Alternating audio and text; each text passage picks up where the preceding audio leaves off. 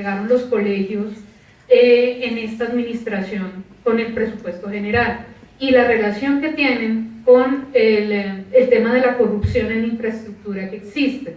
Yo creo que si ustedes hacen una investigación, no sé si ya la han hecho, esa es la pregunta, ¿cómo ustedes hacen la fiscalización desde los gremios para que la plata no se pierda un poco también, ¿no? Porque sabemos que estamos en un país supremamente corrupto.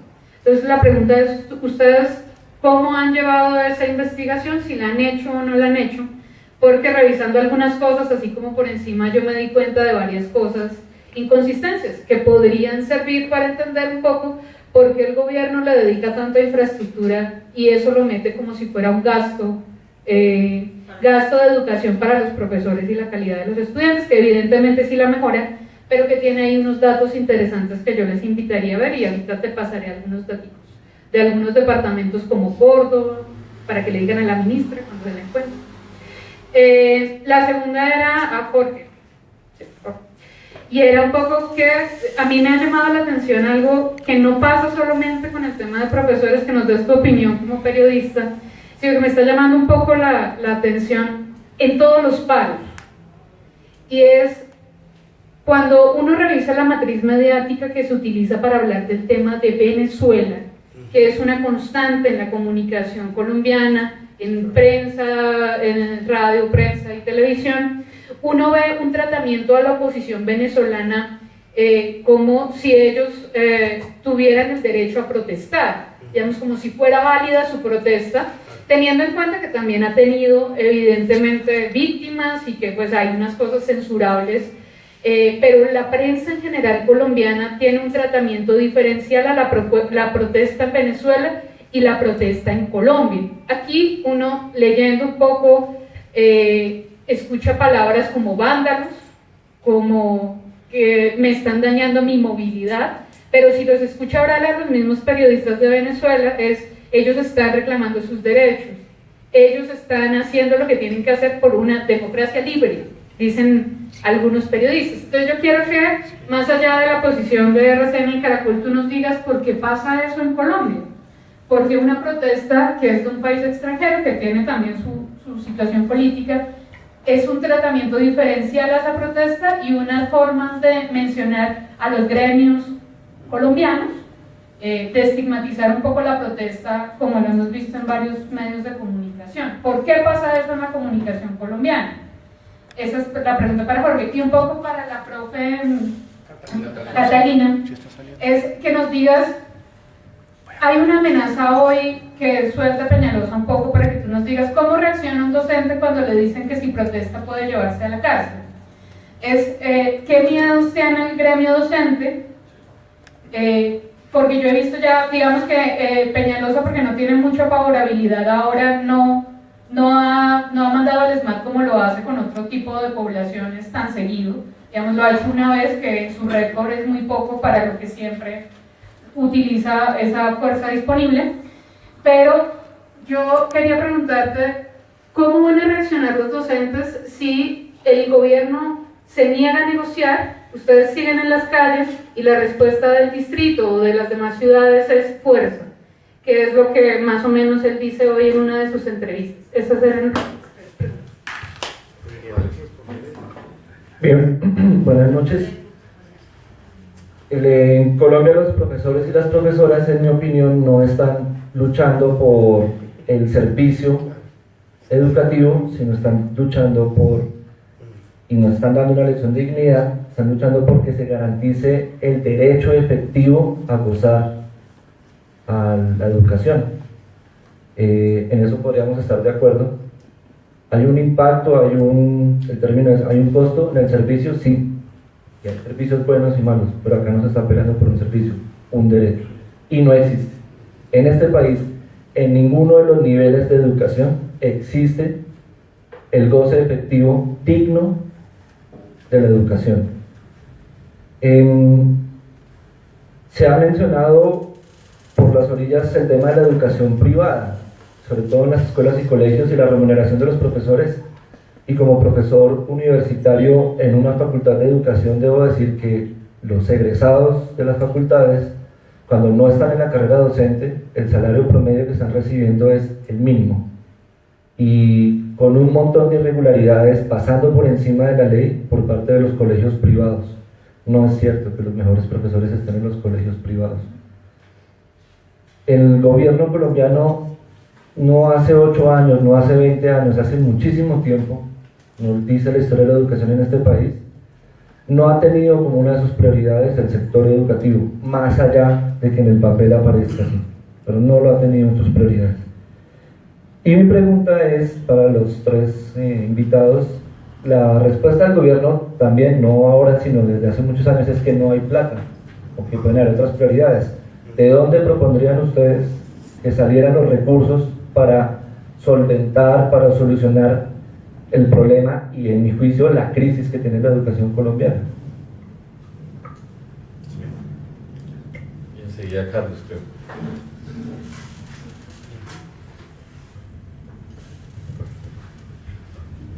Buenas noches, mi nombre es Carlos Vidal, yo soy ingeniero físico de profesión. Digo esto porque hasta el año 2015, donde fue el último paro, yo fui docente. Alcancé a hacer 3 años docente. Mis padres son administradores educativos. Mi papá es rector o se pensionó como rector de un colegio privado y mi madre aún hoy es coordinadora. Y digamos que tuve la oportunidad de vivir los dos panoramas de ser educador. Mis padres, digamos, al pertenecer a ese viejo decreto, el que se conoce como el decreto 2378, ellos tenían todas las prebendas en cierto sentido en términos de salarios, en términos de beneficios extralegales, en términos de que inclusive, por ejemplo, mi mamá en este momento, con casi 60 años, todavía es coordinadora y recibe 2 pensiones y un salario. Pero también yo como educador viví lo que vive un educador, digamos, profesional recién egresado, que le pagan menos de 2 salarios mínimos. Digamos, yo lo digo en términos de mi experiencia. Yo en ese entonces lo hice porque lo vi como tanto una parte de vocación, a pesar de ser ingeniero físico, porque creo profundamente en la educación, pero también era un buen medio de poder pagarme mi maestría, que efectivamente la terminé gracias a esos 2 salarios mínimos que recibí. Alcanzaba con eso a vivir un poco, no en buenas condiciones. De hecho, vivía en la sala de una amiga que tenía una parte de estudio en ese entonces, porque era lo que me daba para pagar la plata, y estaba como en ese de, bueno, voy a ser independiente de mis papás y tengan el dinero. ¿A qué voy con esto? Voy con esto a varias cosas. Lo primero es que con mis papás hablábamos mucho de eso y hay profesores muy malos, y lo digo con todo el respeto. Y lo viví también como profesor. Y no estamos hablando de 1 o 2 profesores, estamos hablando como de la media de un salón de clase donde hay 40 personas. Puedes hablar que 30 profesores pueden ser sumamente incompetentes y 10 hacen malabares y uno se maravilla con todo lo que hacen al ser padres de familia, al tener, pues, poder administrar 2 salarios y vivir bien, y además ser maestros de vocación. Que eso sea víctima o victimario, me cuesta todavía entender los roles, porque ni siquiera yo mismo me considero un buen maestro, pasando por todas las dinámicas de ser amenazado, de vivir en tanto las condiciones, digamos, de un colegio de clase media baja y un colegio de clase baja donde el capo del barrio era paramilitar, donde golpeaban a los muchachos que eran irrespetuosos con los docentes, donde lo que se les daba a los estudiantes, que ni siquiera era a los 50, era 30, era una leche que probablemente sea una leche reciclada, porque nosotros mismos lo veíamos y las tomábamos y no éramos capaces de consumirlas, y era una cosa muy delicada. Quiero hacer una invitación, porque también, digamos, a mí lo que me rompió como docente fue el último paro. Yo terminé muy roto con las directivas de FECODE, como tantos otros maestros del régimen 1278, porque bueno, me disculpan si estoy nombrando mal las resoluciones, porque se iba a hacer una nivelación salarial que se estimaba fuera alrededor de un 18%, que era lo que se nos pagaba menos como profesionales con respecto a otras profesiones, y que terminó repartido como en un 10% en 4 años, que a la larga terminó siendo nada porque se incumplió el proceso. Y es el asunto de cómo nos hacemos más responsables y nos victimizamos menos. En las universidades públicas se habló en algún momento de la autofinanciación, y si nosotros nos quedamos, digamos, tirándole cosas al gobierno, puede que el gobierno cambie o no, puede que por la situación política se logre subir un gobierno de izquierda o de centro, de lo que uno quiera, pero a la larga no va a ser una solución efectiva si no sale de nosotros mismos. No sé si me extendí mucho, fue muy difuso, pero fue como una vivencia que quería compartir. Gracias. Creo que faltan dos y ya. Gabo. Ya la hicieron. ¿Ya? Es una pregunta que hay.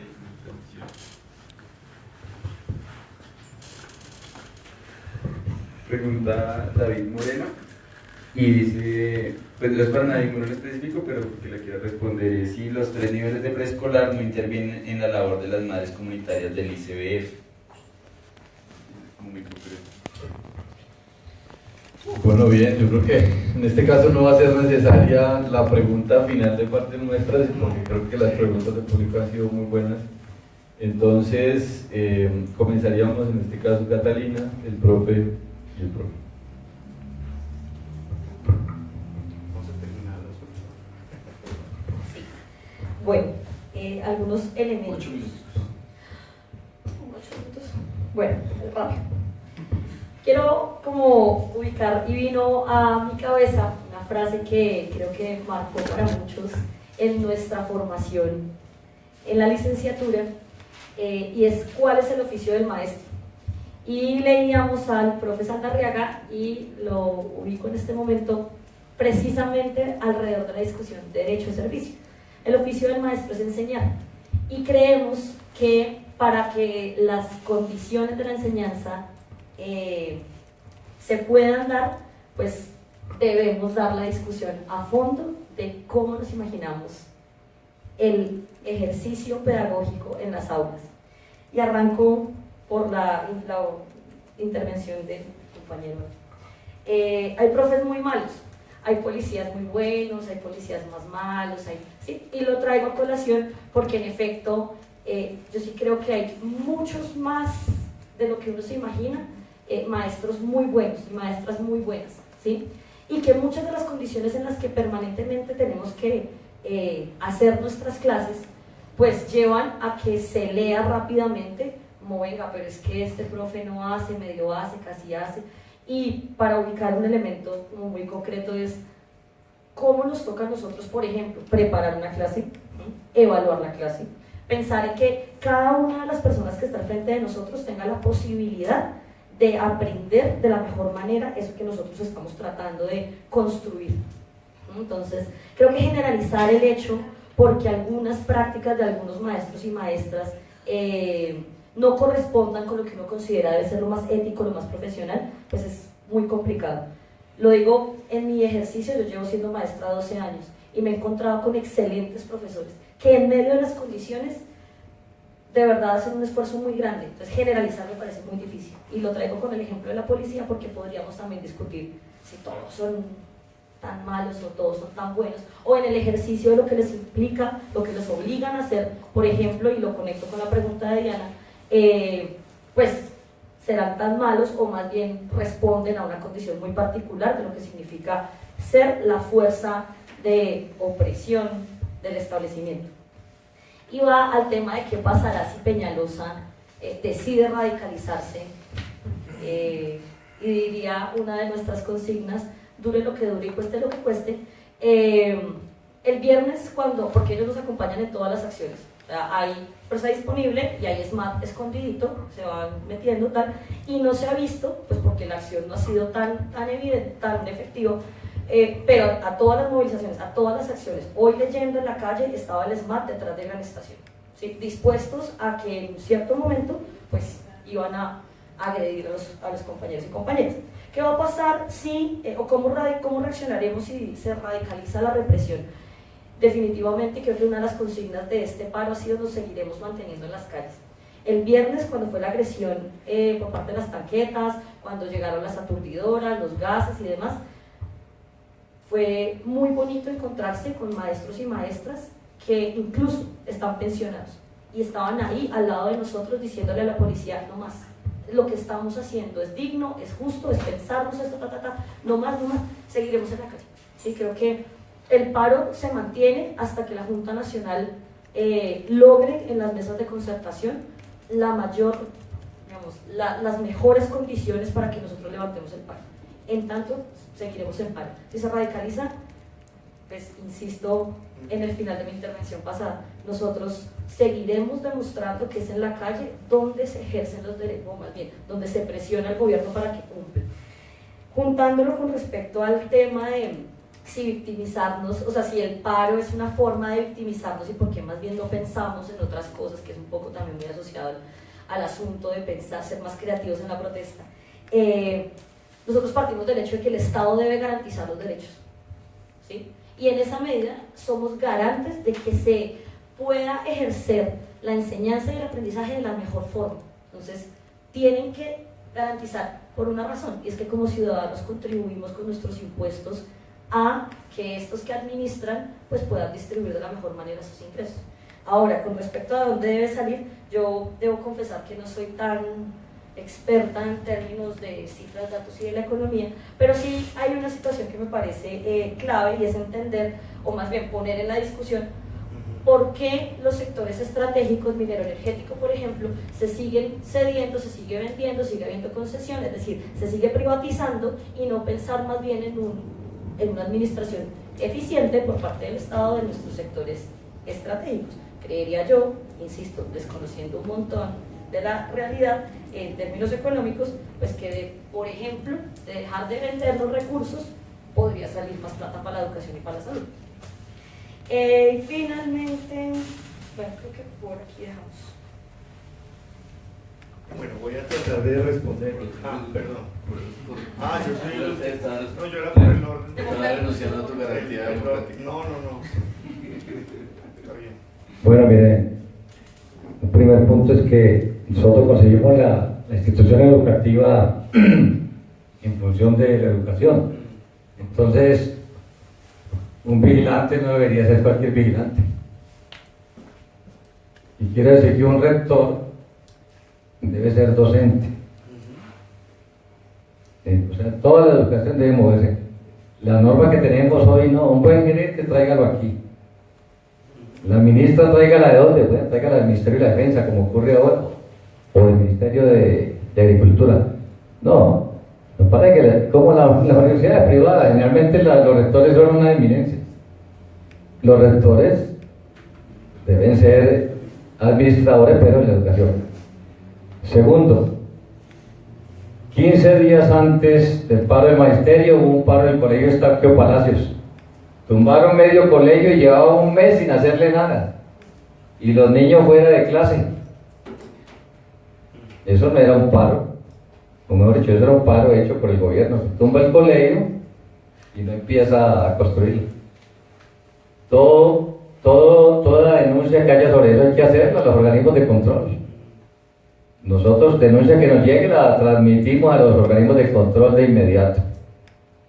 La corrupción campea en todos los campos y educación no va a estar exenta de eso. Sobre el tema de los derechos se cruzan, se priorizan. Muchos padres tienen que irse a otra ciudad o a otro país a trabajar para poder garantizar los derechos a sus niños. Mientras tanto los privan del derecho de la compañía. Un derecho va con otro. Uno prefiere un mes de paro que 10 años un niño en condiciones tan inhóspitas. Aquí hay un colegio que se llama Magdalena Ortega, muy buena en las pruebas de IFES, unas niñas maravillosas. Ahora día fui a invitarlos al paro porque iba a empezar el paro y ellos querían una reunión. No tienen una zona verde, no tienen donde hacer deporte. Y si van a hacer una reunión tienen que prestar un auditorio al lado. Digo yo, ¿qué tal esas niñas con unos colegios bien jalados? Uy, no, terrible. Hay que invertirle a la educación. En esto de los paros se mueven todas las posibles habidas y por haber. Aquí contratamos a la Universidad Nacional para que nos dijera más o menos qué tan malos son los sueldos de los maestros. Nos dijeron, ustedes están en un déficit como del 28%. Y eso salió y mucha gente se metió en la cabeza, mi salario me lo tienen que aumentar al 28%. Nadie les dijo que se metieran en la cabeza eso, pero se lo metieron. Y no se dieron cuenta que el baile es en pareja.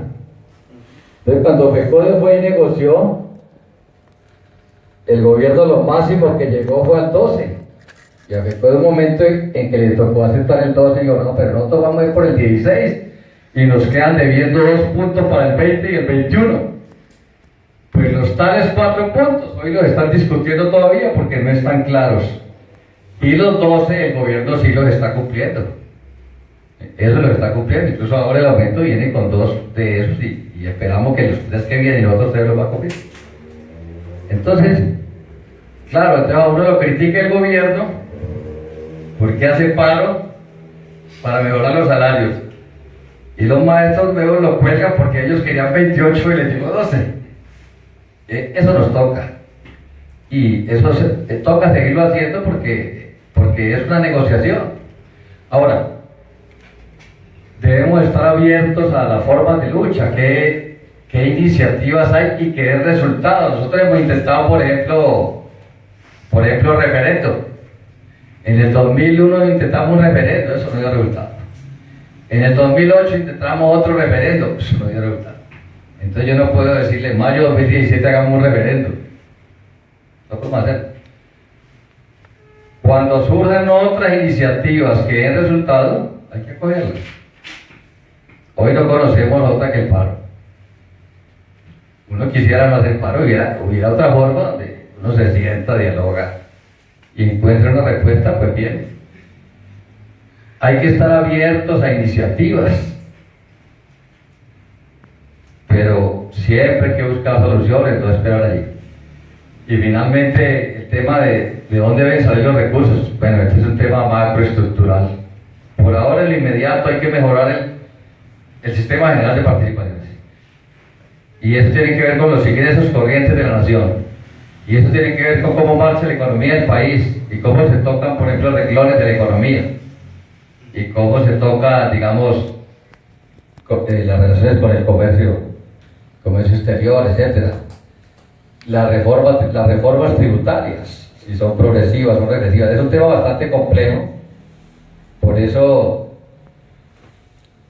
estamos saliendo de un paro, estamos después de un mes de un paro.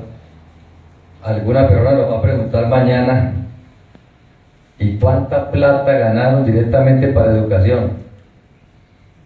Y nosotros le vamos a decir, no, lo que ganamos es que habrá un proyecto, óigase bien, un proyecto de ley que entrará al Congreso a 2 vueltas para reformar el sistema general de participaciones. Y si eso cuánta plata es, lo traicionamos. Porque él quería ver 5 billones, 10 billones o 20 billones. Es un proceso. Y esto continúa. El día que vamos a presentar el proyecto, entonces ya el gobierno nos dijo que va a lanzar. ¿Sabe qué dijo? Vamos a presentar un proyecto de ley, pero para recuperar el 1.8 de los ingresos corrientes de la nación que recibimos en el 2016, pero no recibimos en el 2017.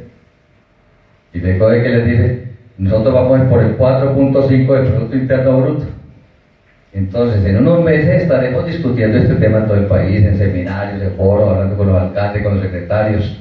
Seguramente no en paro, sino en foros. Pero luego eso tendrá una dinámica.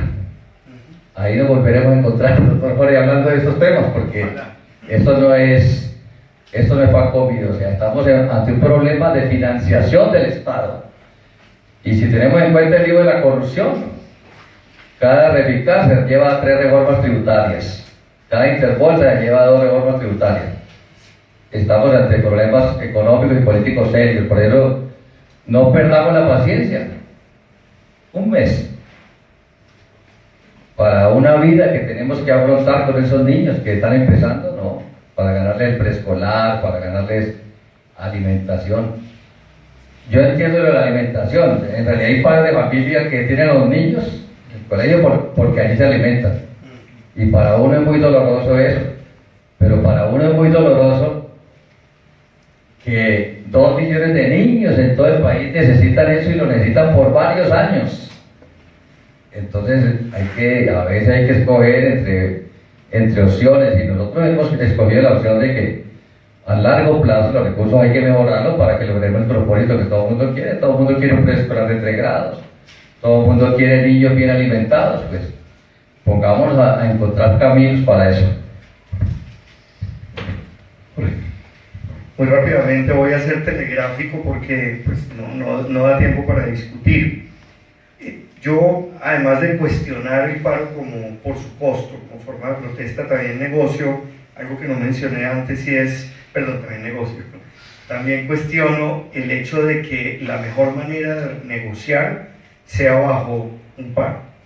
Yo creo que las negociaciones con vías de hecho generan un terreno y una mesa desnivelada que no necesariamente produce los resultados más adecuados, en particular para el proceso educativo. Yo creo que en este caso particular pueden ser y son una medida, una forma de protesta que fortalece, y como ustedes bien dicen, radicalizan a un lado de la negociación. Pero yo me cuestiono, y no puedo extenderme en eso, si esa es la mejor manera de negociar, incluso para los mismos profesores. Entre otras cosas porque eso tiene costos también políticos para FECODE, para las demás agremiaciones sindicales y para la relación que tienen los maestros con las madres, otro costo, y los padres, pero sobre todo con las madres, con las familias. Yo creo que eso rompe en gran parte la relación con las familias y las comunidades, y se los dejo ahí porque, como digo, no me puedo extender. Yo creo que el beneficio y los beneficios que mencionaba Catalina de la protesta, claro que existen, pero yo insisto, son beneficios de la protesta, no del paro. Hay que protestar, y yo entiendo la protesta radicalizada, pero no el paro, porque el paro, insisto, afecta muchísimo a las familias, a los niños, a las comunidades. Frente a que los derechos no se vulneran, yo sí creo que se vulneran. Podríamos quedarnos toda la noche discutiendo sobre eso, con Whitney, con Catalina, con ustedes. Yo solamente les dejo el mensaje de que sí se están vulnerando los derechos de los niños, y que son unos derechos además de aquellos a quienes no debemos vulnerarnos los derechos a través de la protesta. Como digo, lo podemos discutir más adelante, y esto es telegráficamente. Estoy terminando cayendo en frases de Twitter, ay, me perdonen. Alguien, claro, me decía desde dónde opino, un par de comentarios es desde dónde estoy opinando. Por favor, no me descalifiquen desde dónde opino. Claro que yo trabajo en una universidad privada y me gano una plata que probablemente sea superior a la que se puede ganar cualquier maestro en promedio en el país por lo que me pagan allá en la universidad. Pero yo no estoy opinando únicamente desde dónde vengo. Escuchen, únicamente. Claro que yo me preocupo por esto y estoy opinando por la preocupación que me atiene o que atiendo en términos de los menores y de las personas que conozco y de lo poco que puedo tener en contacto con la sociedad. Entonces, escuchen antes de descalificarme mi opinión. Paros en vacaciones. Yo entiendo que el sarcasmo es muy poderoso, pero probablemente el paro lo están haciendo. No estoy diciendo que el paro lo tengan que hacer en vacaciones, estoy diciendo que ni que la protesta lo tengan que hacer en vacaciones. Estoy diciendo que el paro es costoso y que hay maneras de protestar que pueden ser radicales y efectivas, pero no tan dañinas para los derechos de esas personas como el paro. ¿No hay suficientes recursos? Claro que no hay suficientes recursos para la educación, en eso estamos de acuerdo. ¿Cómo deben buscarse esos recursos? ¿Quién los debe proveer y cómo se pueden proveer? Hay maneras de proveerlos. Yo creo que Colombia necesita aumentar los niveles de tributación y de ingreso público. Hay muchas maneras de hacerlo, creo que eso es otra discusión, pero vuelvo al punto del paro. La manera en la que se discute cuáles son los recursos suficientes para la educación, en qué gastárselos y cómo aumentarlos, a mi juicio, no es a través del paro. El gobierno es el que tiene que responder a esto. Yo aquí no estoy defendiendo al gobierno, y fíjense ustedes, no estoy diciendo que el gobierno, en ningún momento lo mencioné, le esté dando suficientes recursos a la educación. Frente a la matriz de opinión, fíjense que yo creo que yo cuestiono que esa matriz de opinión sea una matriz de opinión privatizadora. Por el contrario, yo creería, yo no veo televisión, simplemente porque tengo suficiente con escuchar radio cuando estoy en la mañana en la radio y leo los periódicos. Yo creería que esa es una matriz de opinión mucho más diversa que lo que sus palabras en particular tienden a mostrar. Este es un país que tiene unos medios que son mucho más democráticos y diversos de lo que uno creería. son unos medios que, por ejemplo, en el medio en que yo trabajo y en donde me invitan a hablar, como por ejemplo en estos medios de comunicación, defienden el papel de la educación en lo público. Y yo lo defiendo todas las mañanas. El papel de la educación pública es esencial y el papel de los recursos públicos dirigidos a la educación es esencial. Y utilizo la palabra esencial porque es la palabra que está en la Constitución. Y claro que he dicho hoy que deben existir mayores recursos dirigidos a la educación pública. Eso es defender en esa matriz de opinión, tanto la educación pública como los recursos públicos que se dirigen a la educación. No estoy defendiendo en ningún momento los subsidios a la demanda. Creo que el diseño de esos subsidios a la demanda, por ejemplo en el programa de Serpilo Paga que mencionó David, está muy mal hecho. Y eso lo discutimos todas las mañanas. Esta mañana lo discutimos, y cuando digo todas las mañanas no estoy exagerando, lo discutimos esta mañana precisamente en RCN Radio, en ese medio en particular de educación. Entonces radicalismo sí, pero sin daño. Yo creería y hago un llamado para que no crean en las conspiraciones en los medios de comunicación. Miren, a mí nunca me han callado. Yo no digo que lo que yo diga sea lo correcto y de pronto por eso me llevaron a trabajar allá, porque puedo decir algunas cosas incorrectas. Y no estoy diciendo que lo que diga está de acuerdo con lo que ustedes quieren oír, pero por lo menos les puedo decir que yo opino y trabajo bajo libertad en esos medios de comunicación. Frente a la fuerza pública, no me refería a eso, pero estoy absolutamente de acuerdo en que la manera en la que la fuerza pública está tratando la protesta social tiene que cambiar.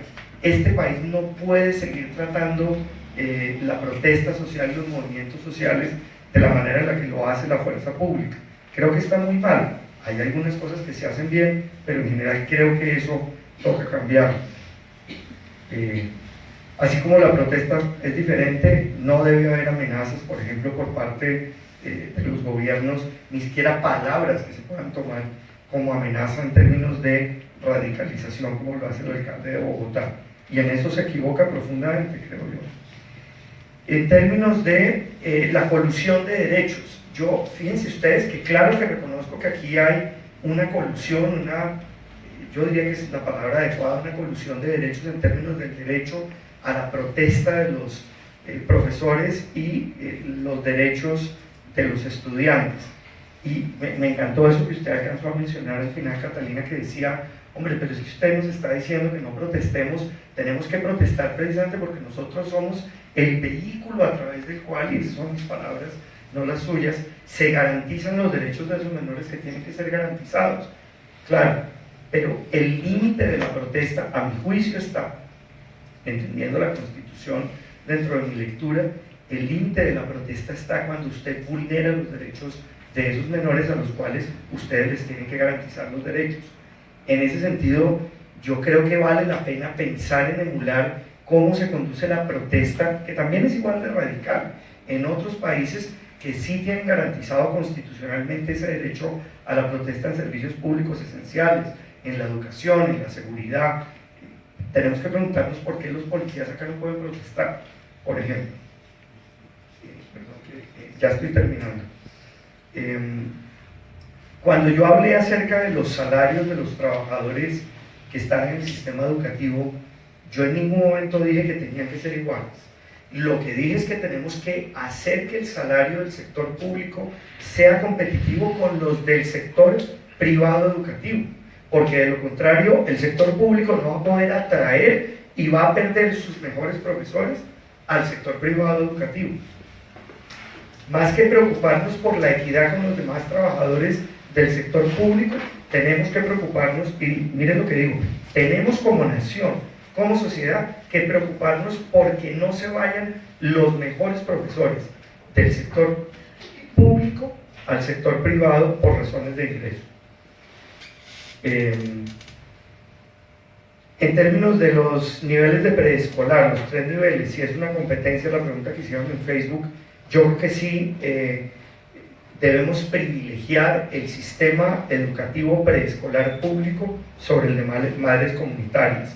A mí me parece que ese sistema de madres comunitarias fue una muy mala idea y tenemos que ofrecer una buena educación preescolar de calidad. Es más, creo que tenemos que ir más allá y ofrecer también una educación o un cuidado público a nivel anterior al preescolar. Que los padres, los profesores son cuidadores, claro que son cuidadores. Parte del sistema educativo, de los servicios públicos del sistema educativo, es el cuidado. Y yo lo digo como profesor. Es más, lo digo como profesor javeriano que trabaja en una entidad, en una obra de la Compañía de Jesús.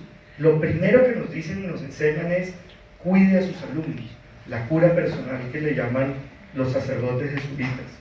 Claro que somos cuidadores, y es un deber, una obligación y parte de nuestro trabajo como profesores. Finalmente termino diciendo que yo creo que la crítica no necesariamente quiere decir que yo no esté ofreciendo soluciones. Claro que critico a los maestros que están en paro y a los sindicalistas que llevaron a los trabajadores al paro. Los critico, pero eso no quiere decir que esté en desacuerdo con la agenda de protesta y de reivindicaciones de los trabajadores que hacen parte del sistema educativo público en Colombia. No, Jorge, muchísimas gracias.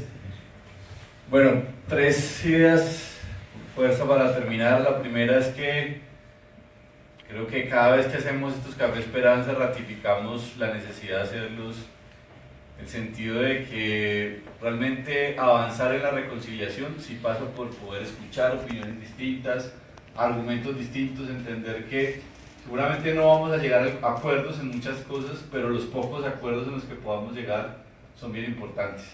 Creo que hoy hay un acuerdo general que de por sí me parece muy importante, y es